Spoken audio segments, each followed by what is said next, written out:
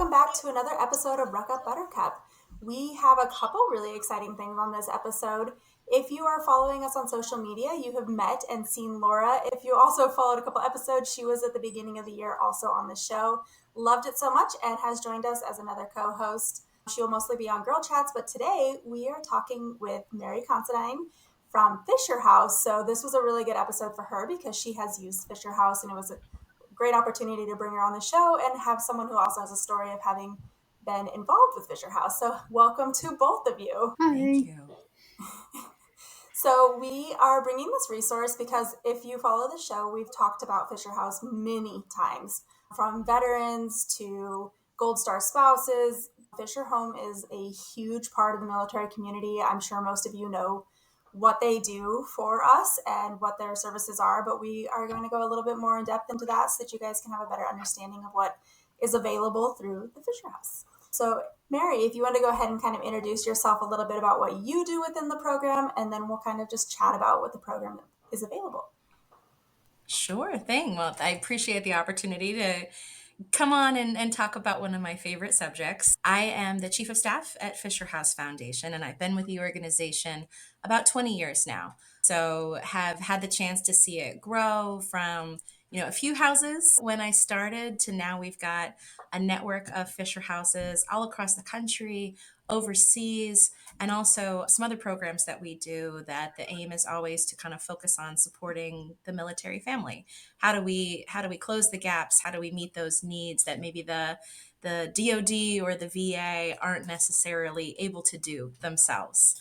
And so, of course, our main mission at Fisher House is building Fisher houses, and they're a place where family can stay completely free of charge as long as necessary. And they're most often at military treatment facilities, major military hospitals, but also at VA medical centers. About half the houses are located at VA and half are located at DoD. And we do have one other very special house that is actually serving the families of our fallen. And that's at Dover Air Force Base. And that's a house that's dedicated to families being able to be together when they're meeting their loved ones, remains who's coming back from overseas. So that's what we keep our eye on the ball is building Fisher houses. We're on the road to 100 Fisher houses, which we actually are just looking at getting the 100th project started in a couple of weeks. So pretty exciting times for us. That does sound exciting. I remember Fisher House was one of my very first volunteer locations. I would volunteer at the one in Launchstoel when we were Oh, stationed overseas. fantastic.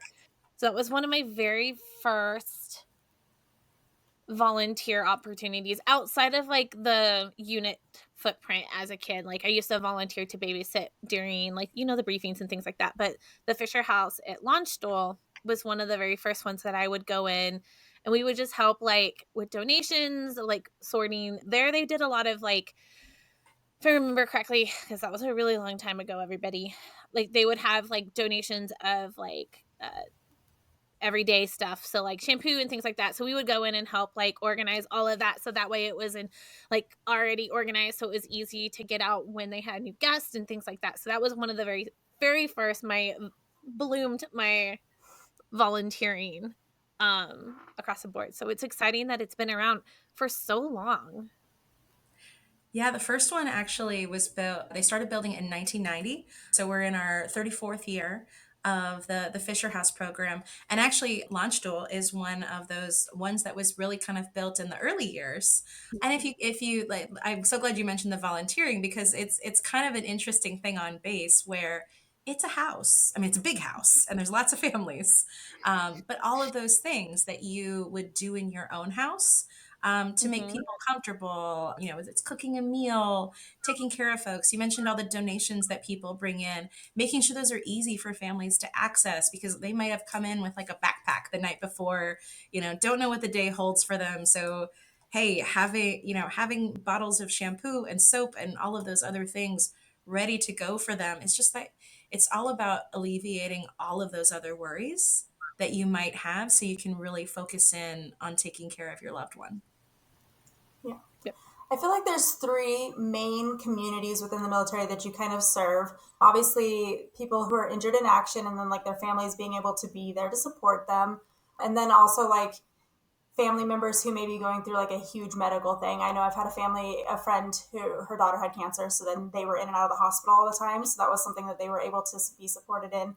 And then of course, like you said, the Gold Star families in that terrible time of transition. Yeah. It's, so often people, if they're familiar with Fisher House, they do. That's their first thought is combat casualties. You've got Fisher Houses at Launch Duel and Walter Reed and in San Antonio at Brooke Army Medical Center and San Diego, all of those, major locations that we think of that we're treating injuries, specifically from Iraq and Afghanistan. But it is, like I said, the program was around years before we got engaged in that. It is every reason that you can imagine a military family who is probably far from their support system. Like there's no having mom or, a sibling or a cousin come over and babysit because you're already PCSed hundreds of miles away. Then maybe you're sent to a medical center that is also hundreds of miles away for specialty treatment. So you really need to have that inborn community like ready to go. They know your situation. They know that you have your eye on the ball, which is your loved one's health, and what can we do to support that along the way. So Fisher houses are full of young military families with maybe a baby in the NICU, and you live across the bay, so even though you need to be close to the hospital, it's a 2-hour ferry ride, which doesn't work, right? It may be that you're hopping on a biplane in northern Alaska to get to southern Alaska because that's where the nearest hospital is. You could be a veterans family that your closest really medical treatment center is a 400-mile drive, and you can't make that in a single day back and forth for an appointment.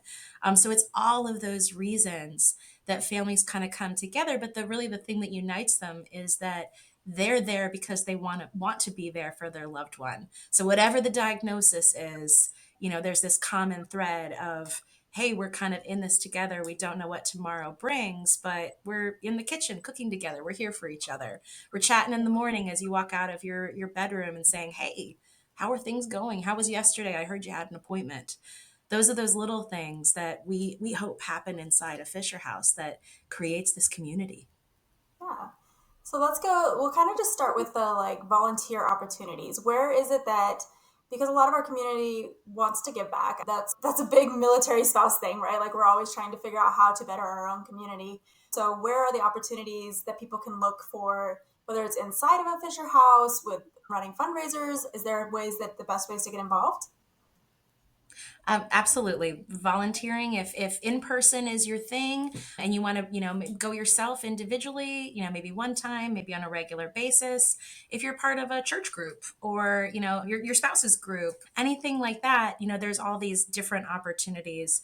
Like I said, it's a big house. And so, I've always kind of joked that if you walk into a Fisher House and it doesn't smell like bacon or brownies, like somebody needs to get in the kitchen and start cooking something up so people have that comfort, that smell when they walk in the house.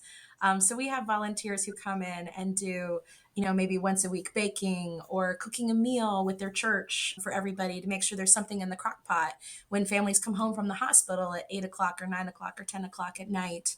Days of service, kind of like spring cleaning or fall cleaning.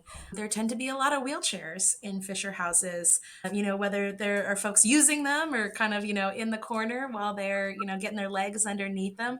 And so repainting the floorboards and the doors is a big thing to always make sure that we want every single person who steps in as a Fisher House guest to walk in the front door and kind of say, okay, this is for me. I feel comfortable. I feel like all the details are taken care of. This beautiful place has been built with me in mind as the guest to be comfortable.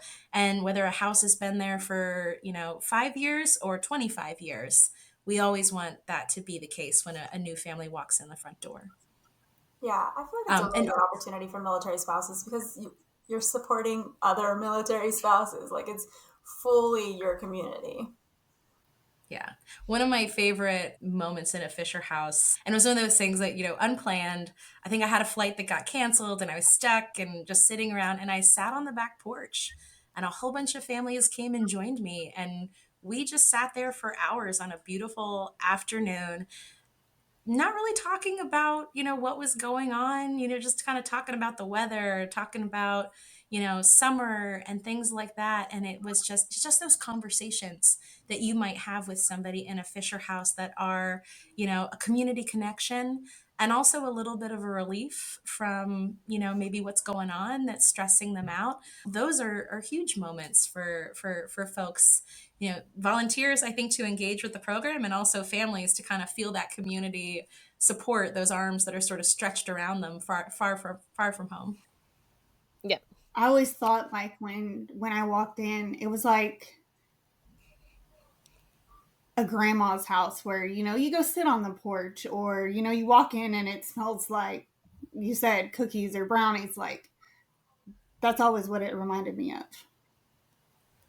I'm glad. And we Fisher House, we build the houses and then we turn them over to the hospital where they're located, and they're run by the DoD or the VA. They hire the staff, and they hire amazing people who really, are that vibe when you walk in the front door of, hey, what do you need? How can we take care of you? What can we do to make this a little bit easier? Even if it's just, someone walking with you across the street to the hospital to make sure you get to the right unit, where you're going, or somebody saying, hey, let me get you to this office because paperwork. Ugh. That's an aspect of military life that, we're always dealing with. But if there's just a little bridge that can be built, to make it one step easier, the Fisher House becomes kind of this nexus of people who want to do that.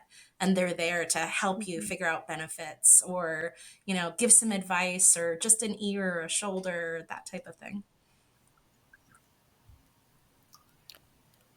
It's really beautiful. I think so. Like, Yeah. I think what people don't know is what to expect when they're coming in. I think a lot of people who go to the Fisher House, it's probably the first, hopefully their only time that they're going to need to use that, right? So is there some way you can describe like what to expect as like in processing and like coming into living in one? Well, like you said, I mean, we've heard stories where they had the address and a family was coming in and they had an appointment the next day, and they drive up to this building and they're like, I think it's the general's house. We probably shouldn't knock on the door at 9 o'clock at night, but it says Fisher House on the front door. And so, it's not really the reservation. It's kind of based on the needs, the medical needs. So if you have an appointment, you have a reason for care, whether it's scheduled or whether it's an emergency. Typically, you'll have a social worker or a caseworker, and they're probably your first point of referral.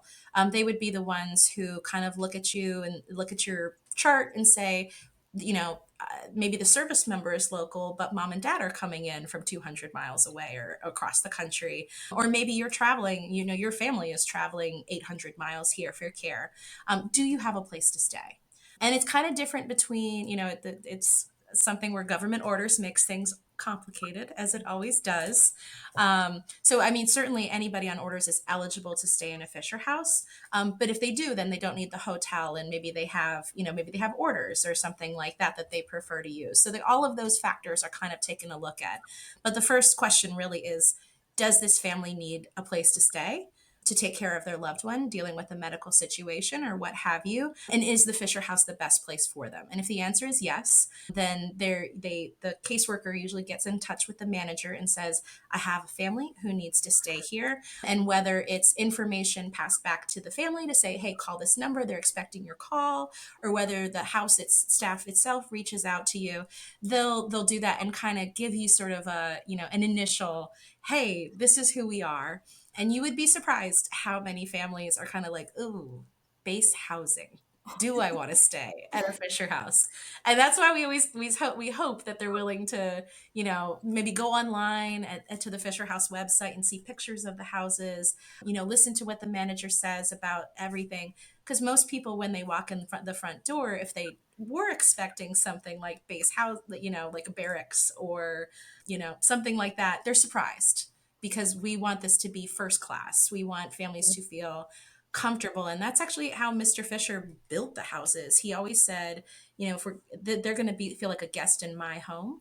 So that's how we build the houses now. That's how we furnish the houses, with decorations and art and photography and bright colors, to really create a warm environment. And the DoD and the VA, the programs keep that up to date as well. 35 years in a house. It takes a beating after, thousands of families, but they have their eye on that too. They want it to be warm and comforting, and they want people to walk in the front door and say, oh, okay, it's not quite what I expected, but I know that I'm going to be comfortable here because of the welcome I got and the look and the feel. The manager would contact the families, schedule when they're coming in, and if it was after hours, there'd be an AO or somebody from the hospital maybe who'd let them in late at night, take care of them, get them registered. And then for as long as the medical care is necessary, the family's staying there. And there could be anywhere from, a handful of other families in the house. The biggest house that we build is 20 suites. So we definitely have had, times in the program where we've got not just 20 suites of a house filled, but say for here, I'm in the DC area, Walter Reed Bethesda has 5 houses, and all of them have been full at some point. That's 76 families who are using the program, each in their own individual house that maybe has 16 to 20 families staying at one time. So kind of still trying to create that environment that doesn't feel like a hotel. So that's initially, I would say, how someone might end up staying at a Fisher House. And we make sure that we've got the direct contact to every single Fisher House on our website. So that's really important for us. If somebody doesn't know, or the system maybe isn't working how it should work to bring people along, they can pick up the phone and they can call that house and say, hey, I need to stay there, tell me how that works. So we try to make sure everything is accessible in terms of information. Awesome. I think the other question that I think as a new spouse or someone that was just getting to know the Fisher home would be like, what do those rooms look like? Say I'm coming with 3 kids. Is this going to be super interruptive to everybody else in the house, or how's that going to feel as we're there? Managers try to understand the circumstances that families are in. No room is the same as any other room. Typically, there's definitely 4 walls and a bathroom, your own private bathroom. But the furniture, it could be 2 queens, it could be 1 king, it could be a bed that's maybe a little bit higher off the ground if you're coming in for a situation and mobility is a situation, or a little bit lower to the ground if mobility is a difficulty in that direction. So kind of understanding who's going to be staying in the room and what they need. If there's, kid number 3, I'm kid number 3 in my family, the rollaway comes out. Sleep on the floor, yeah. That's your spot. So, for the most part, if a house was full, it would usually be 1 room per family and, make it work. But if it's not, then, we've had families who've come in maybe for, hospice or something like that. And it's really important for everybody to get there, everybody to have that opportunity to say goodbye. And then, if a family needed maybe an extra room or 2 to make sure that everybody was there in a time crunch, managers are going to make sure that can work.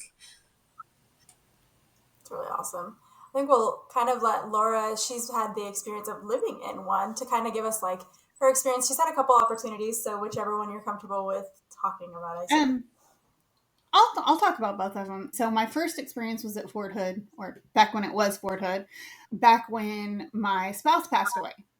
My house was a crime scene, so I literally had nowhere to stay. And my CAO had gone over to the Fisher House. I'm not sure at the time they were doing people that had family members pass away, at least here, because it seemed like it was kind of like a unique situation where like some things that kind of pulled some favors and worked. I really don't know, because my CAO handled everything for me because he was amazing. But I needed a place to stay. The on-base hotel was absolutely full. Like, it went to General Hammond and up. Like, where do we put her for a couple nights? And so the Fisher House opened the door, had just took care of me. They were amazing.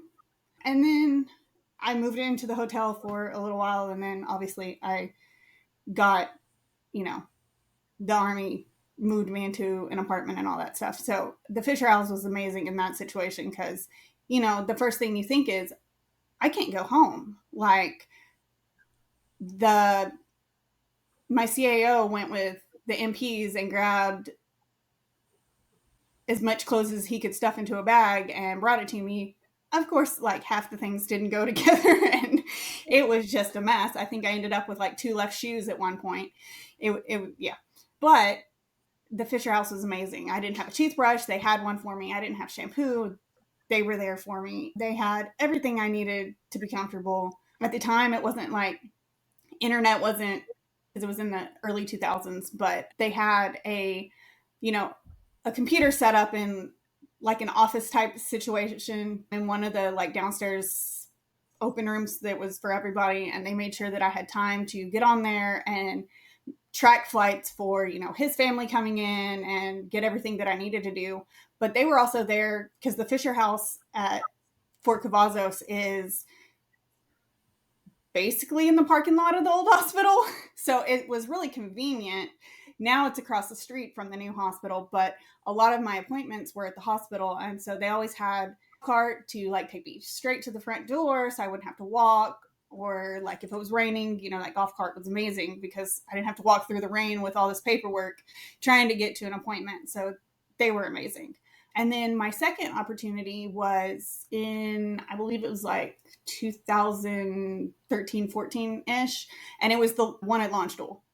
My son was having some pretty big medical issues. And the only doctor that could see him was a pediatric GI specialist, but he wasn't really slotted for that. Like he saw patients, but only like 3 a month ever.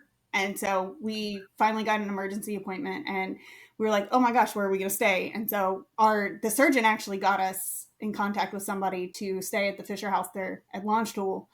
And that was amazing because, we were 4.5 hours from the hospital and, bringing a barely 1-year-old to the hospital, they're not happy in the first place anyway.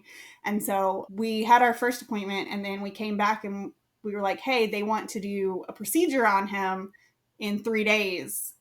We don't really want to have to drive 4 hours back and then come back for that. And they let us stay the whole time and it was amazing.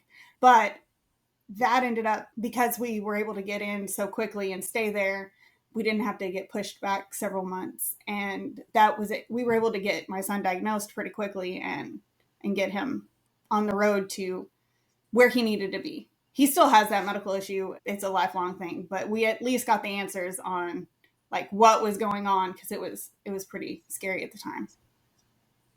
Yeah, I think it's really interesting too because my younger sister also, my dad, when we were stationed overseas, my younger sister was on the spectrum. We just didn't know where she fell on the spectrum. She was also very, very tiny, like borderline almost could have had dwarfism at one point. Like we weren't really sure. And so they actually ended up flying to Walter Reed from Europe to see a specialist. And they also stayed at a Fisher House while they were on that visit. And that was really, obviously like flying from overseas to go see a specialist stateside was already super expensive. So it's just nice that there's that opportunity for families to not worry about that one thing, like, how am I going to afford a hotel? How am I going to afford a hotel for multiple people? Especially nowadays, because hotel prices are absurd. Crazy. They're crazy expensive. And having those opportunities where that's the one less stress when you're already so stressed out about a medical diagnosis, whether it's someone injured or you're going because your child needs to see a specialist further away. There's so many people that we know who have to drive from Bragg to Raleigh area to see specialists, and that's a 2-hour drive. But like when you have back-to-back like appointments in a week, like some of these spouses that we know, that's a lot of wear and tear on your vehicle, on yourself, your kids. I know my kids would have hate being in the car that much multiple times. So having the opportunity, I'm going to say, Laura, you probably, like, it really was like one less thing you had to worry about completely on your experiences. I think it's such a specialized care. Like there's so much care that goes into it. And like Laura, on the session we talked to you about, it was like, they had told the people that were volunteering that you were there for a different reason, so that people weren't like trying to encourage you through things, that it wasn't the same thing as like a medical diagnosis where you're just trying to like uplift spirits. It was kind of like, hey, this person is going to need their space. And so all the volunteers were really aware of each person that comes in and like what their situation is. I'm pretty convinced that my CAO would call ahead, because like I would walk in and see no one. And it was like they like scattered when I would walk in, which was fine. I mean, because at the time it was weird. Like I was 19. Like I didn't know what was going on. It was weird. Like, yes, I had been trained because I was in the Army, and you know my unit was still being amazing. His not so much, but mine was. And my CAO, oh my goodness, I still talk to him. Like this happened in 2007, and we're still like, we talk once a week probably. And he would be there at all hours of the night because of course I'm not sleeping, because of course. And they didn't care that I wanted to make a shopette run for Dr. Pepper at 3 a.m. Like somebody was there to be like, drive safe and all that. And it was really appreciated that, you know, I had somewhere while I was waiting for things to work themselves out so that I could have a, you know, place at the base hotel and all that while the Army was trying to figure everything out, because, you know, everything's hurry up and wait. But I actually didn't know that VAs had them, because I've had to travel multiple times for the VA, and luckily the VA does, and you know, reimburse you travel and all that. I mean, it takes, you know, 6 months to see that, but that is good to know, because I am in a lot of veterans groups where I can tell them, hey, look into this, because, you know, they may have one at your particular VA. Because I used to have to, when we were stationed in Georgia, I would have to drive to South Carolina to see a VA, to Charleston. That's a lot. That was 4 or 5 hours. And originally they were wanting, when I was pregnant with my son, they were wanting me to drive that. And I was like, no. And luckily that's when, you know, community care started, and I got to, you know, finally see somebody there in Georgia. But that is good to know, because there are always veterans that are like, well, I don't know if I can go because I can't afford a hotel room, or I can't, you know, I might have to stay a few days and I don't have family there and all that. And so that is very good to know. Yeah, maybe and there's a lot of that. Like how it works for the veterans, because I would like to hear more about that too, because we are on the veteran side too, so didn't know that was even available for us if something were to happen. Yeah, I always thought it was for really, you know, active. Yeah, and it really depends on like where you're at too, like where you stationed, because like my stepdad had surgery last year on a hip, like he still had shrapnel in his hip from a deployment, and they had to drive all the way to Nashville for this surgery, which is 6 hours away. Now there is a VA, like there's a VA, like a smaller like hospital near us, but like not with the specialty enough to do the surgery. He had to drive all the way to Nashville, and that was like a 6.5 hour drive. Now obviously like my parents, like I'm pretty sure my parents paid for like hoteling for the 2 days, because I don't even think they knew about the Fisher House, like that is an opportunity. Unfortunately they're in a situation where that's paying for a hotel is nothing for them, but there are so many out there where that is a huge deal. That would be the decision on if I get the surgery or not for some of these veterans. Right? Very true. Very true. It's a, you know, in some ways if you really think about the Fisher House as part of this healthcare that's, you know, offered to, you know, military's families and veterans, sometimes the Fisher House is your access point. We have definitely heard stories from folks who said, you know, I was diagnosed with cancer. And until my social worker said, hey, have you heard about the Fisher House that we have here on the campus of the Houston VA? I wasn't going to continue with care. And that's a heartbreaking thing to hear, that, so you know, it's about, you know, your decision to do it. And even if there was a place for you, like if there was, you know, so many VAs have a hop tell or something, but I'm not going to come without my spouse. We've never been apart. We haven't been apart for years, and I'm not going to be apart for 6 weeks that it takes to come in for radiation. And so knowing that you can come in and have your spouse or your son or daughter or, you know, even a family friend. I mean, the Fisher House is about your support system. It's not necessarily about blood. It's who you need to have there with you to make sure that you are getting the best care. Because that's ultimately, I think, what it's about for any of us. When someone you love is injured or ill, or you want them to get the very best care, even if that means that you got to fly across the country or, you know, drive 6 hours to do it. And two, you want to be there. You want to hold their hand and make sure that, you know, I'm the one who's writing down what the doctor is saying, because there's no way you're going to remember it and tell me when you come back from that appointment. So it brings the family into the solution, or brings the loved ones into the solution of, you know, what is the best healthcare for this individual, but then also just makes it possible. I mean, Y'all I've had a mentioned, couple you know, procedures myself, and it's not that Charleston now has a Fisher House. yeah. Nashville has a Fisher House in Murfreesboro. You know, we keep building them in these different locations to make sure that, you know, as we go around the country, we've got a list from the Department of Veterans Affairs that says these are the places where we need a Fisher House, and we just kind of keep on ticking down the list, because we know that once the doors open, that's going to be a whole new group of families You can that support. don't have to make that hard decision. Yeah, because as the person who's had procedures done, it's not that the people want to be there for me, but I need them there for me. Like, you don't want to be going like under the gas and not that be like one of the last people you see, or wake up to just all these strangers around you. It makes such a difference when you like get a surgery done and you wake up and your spouse is able to be there, and not being like, oh, I have to be at home because the kids are at home and we couldn't be here. And Well, Here and think talking about those to really between your complicated surgeries. Well, and think about those really complicated injuries that you're going to be in rehab too. And maybe your rehab is far from home and the Fisher House is part of that solution. But maybe you're done at the hospital and going home, and your family's going to be a part of your care, not just mentally but physically. And so having that opportunity to have been at the hospital where they're being trained by the medical staff how to, you know, take care of you when you go home. You don't want this to be like, hey, this person is now an outpatient and they fall off the radar.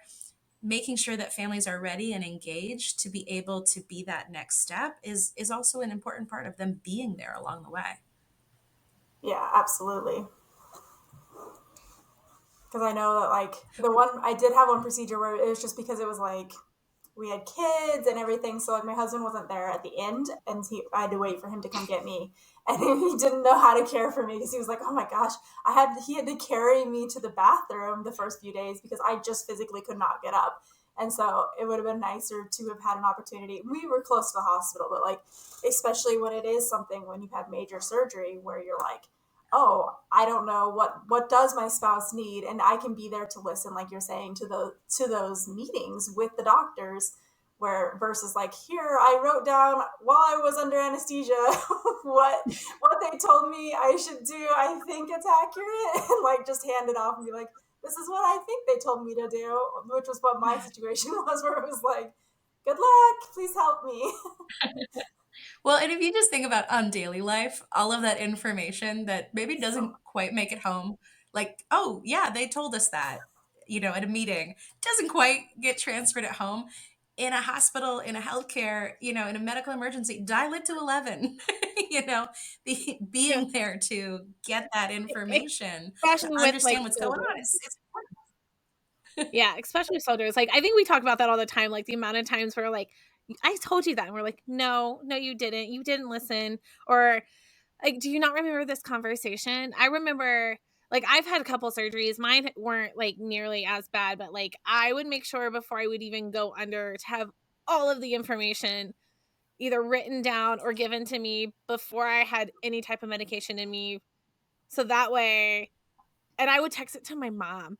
I'd be like, hey, I'm sending this to you, because she usually would come check it. Thankfully, like my parents were military too. So like when I first got married, we were all at the same base, which was really great. So, and that's when I had my surgeries, and I would text her and be like, okay, hey, this is what we need. can you make sure Jeremy gets it on our way home, or can you bring it over? Because I'm not trusting this 19-year-old, 21-year-old to have all this for us when we get home. But not everyone has that. So that's amazing to be able to go to the Fisher House if you're staying at the Fisher House and say, hey, you know, especially if it's a volunteer who's been there for a while, they probably kind of know like the ins and outs of different types of things. Like, you know, you have a child that's in the NICU or who's there for another reason, and they can cater to those needs, which I think is why the Fisher House is so important and so nice to have. I mean, Laura's not the only person. I mean, like my dad and my younger sister stayed at the Fisher House on their trip, and we've known other people who've utilized the house most over military people probably have a story or know someone. Like I've never personally been in the Fisher House, but one of my best friends at Fort Bragg, her daughter had cancer 2 years ago, and they used it all the time because they would have to go and she would have to stay overnights, and they didn't want to have to go home. And it wasn't that far of a drive, but it was the whole like, I want to be here at 5 o'clock in the morning when she wakes up. I want to be in the room. I want to be there for her. And I mean, this is a scary time, and they just felt so supported. And I know that was like huge for them. So yeah. And you wouldn't want your friend making that drive, stressed, you know, too early, not getting enough sleep. Just not safe. To your point, Ashley, exactly. To your point, Ashley, the number of times I've heard families say, "Oh, I don't know who, but somebody shoved this notebook in my hand when I left the house and said write everything down." And like I don't. Anytime you've ever been in a medical situation, you know that's one of the best things you can do is write everything down. I use that in any type of crisis though. Like anytime, like any of the rapid deployments we've had recently, things like that, like I instantly just grabbed a piece of paper and a pen, or I had my phone open to notes, and I was just taking notes regardless if it pertained to me or my unit or anything like that. Like any type of crisis, like I just kind of like grab a piece of paper. Like you're not going to remember anything. You want to write down stuff. If you can't do it, there's usually someone next to you who's not going through that crisis. Have them write it down or take notes or record or something. I just started recording things because now that I have kids, it's so hard to concentrate on information. So I just started like turning my like video on and just recording it and then going back and listening to it later. Sometimes I don't go listen to it. My husband gets so lucky because I was a nurse, and so he just had back surgery, and so it was funny because like we showed up to his follow-up appointment, and I had to change his bandage every day, and his doctor was like, "Who did this?" Me. He's like, "Can you teach my nurses?" I was like, "I guess it's nothing special." But my husband's like, I would have not known how to do any of that. Like when I had my foot surgery, I was on pain pills, like trying to describe what he needed to do to my foot. Because of course I knew, but he didn't. He's like, but it's got a pin sticking out of it. I was like, it's fine. It's not going to come out. Some people don't have the constitution to even look at that. Oh yeah, you find out real quick. Yeah, I have a sister who's a nurse too. I couldn't even comprehend after my last surgery. It's a big difference to have one in the family. Yeah, I mean, but like, especially like if you're the person, like I'm the type of person who, like in our family, I'm the one that knows all the details. I know our doctors, the addresses, everything, like everything. That is me. That is solely on my, like, if you ask my husband who the kids' doctors was or where their doctor's office was, he would probably just stare at you like a deer in the headlights. But like my last surgery, the medication, the pain medication was, I was hallucinating. I thought I was in was the show The Walking Dead. Like for real, straight up thought there were zombies everywhere. And I couldn't tell him, like, I haven't had my medication yet. I haven't eaten in 4 hours. Like, what's going on? That was not fun for me now after the incident. But like, that's why, I mean, everyone reacts differently too. So it's just important to have that support. Yeah. Sometimes it's about having the right person, right? The right person there who's good under stress. There's one family that we got to know really well because they were at a Fisher House for a very long time. The service member was wounded overseas and lost both of his legs below the knee. And so as you can imagine, it was one of those phone calls late at night that his spouse got. And she was very practical. She's very much like, the minute she hung up the phone, she'd start making her own plans. Like, what do I need to do? Where do I, like, let me rearrange. She had her own business. She had 2 small children. She knew she needed to be at Walter Reed Army Medical Center, where he was receiving care, but also, the girls have to stay in school. How long is, this is going to be months. And we actually got to know her not just because she stayed at the Fisher House, but because she proactively called and said, "Hey, I heard that you have this other program called Hero Miles."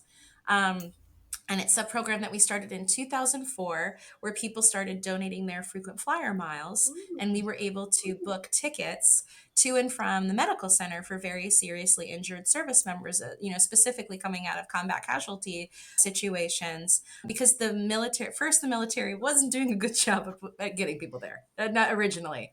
They cleaned that up. But then it was also very cookie cutter. It was like, there are 3 orders and we will send you there and we will send you home. But that doesn't work because families aren't, cookie cutters. There's always like one more kid or your biological parent or step parent who isn't on orders, who wants to be there. So when Jessica got in touch with us, she already had a game plan. She was like, I need to make sure that my girls stay in school. I need to make sure that I'm taking care of my husband, that somebody is there for him. The right person is there for him.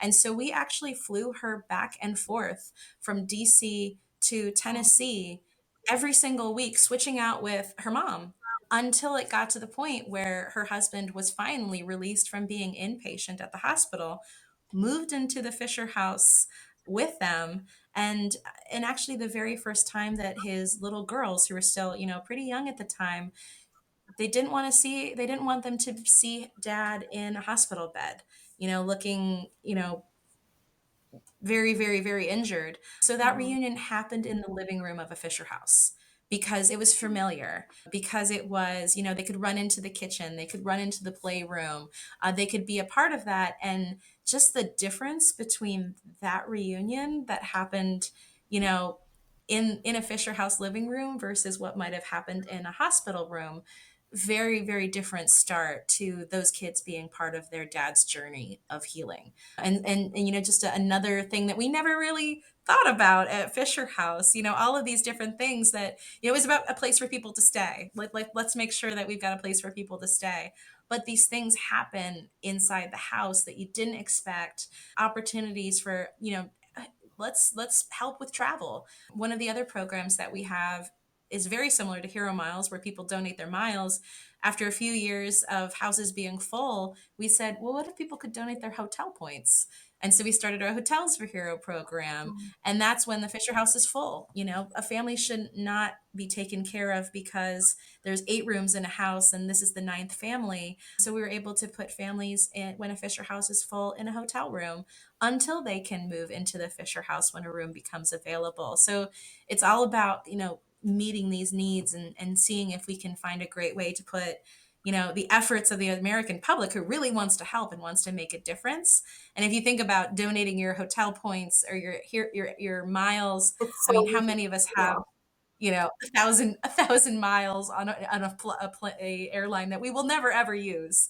But you add those together, and boom, you've got a hotel night that is something that a family didn't think that they would need, maybe, and now they do, and now they have it because people cared enough to make it happen.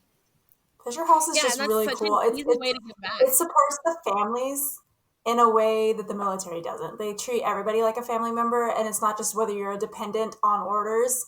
Like, your mom can be treated like a family member. Your cousin, if that's who your support system is, your cousin, then that's who the Fisher House is like, that's who gets to come. That's your support system. They're not just like, who is documented, the person that is coming. Like, I love that it brings the support of whoever that person feels like they need there to support them. Yeah. And there's so many other amazing nonprofits that are out there doing an amazing job taking care of, service members and families and veterans. And sometimes, the Fisher House can physically be this space where those things come together. It's the, somebody else in the house saying, oh, have you heard of this other group that does this? Have you heard of, and like, that's how they get to know each other, because access to knowing that these resources are out there. If you don't know about Fisher House, it's probably because you haven't needed one yet. So you don't know about these other resources, because you haven't needed them yet. But when you do, it's urgent. And you need to have those people with that knowledge around you and the willingness also to connect you and say, let me make a phone call, because I know somebody actually who specializes in that type of maybe physical adaptive sport rehab, to get your soldier out of the house after they've been injured and it seems like they're getting, maybe they're getting depressed. How do we connect you to this community that is out there that really, wants to make all the difference in the world? It's all about just, making sure that you can access it. I talked with a Hero Miles program, getting people to the hospital, but one of the main things we're doing now is, for all of these other nonprofits doing amazing things, travel is one of the biggest budget items. And so if we can use Hero Miles tickets to make sure somebody gets to, an adaptive sports event, to continue with their recovery care, to get to maybe a family retreat or a camp for kids of, injured, wounded and injured, or what are those things? If we can remove that barrier of getting there, and then they have access to all of this amazing support that's out there that this community has built for them. It's really cool. Yeah, that's usually such a hurdle for most families to get through, is just getting to that resource. Like we've said it a couple of times in the episode, having that one thing taken away allows them to be like, I can do this. I can go get the help I need, or I can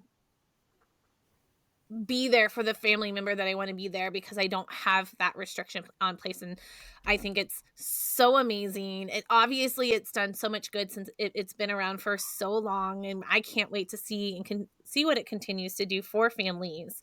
And I think a lot of people do think the Fisher House is more for injured soldiers, and so hopefully this kind of helps other families know that, hey, if you have a child or yourself or somebody who is going through any type of medical anything, you can utilize this resource, and it's just going to make one hectic, crazy chaos situation a little bit better.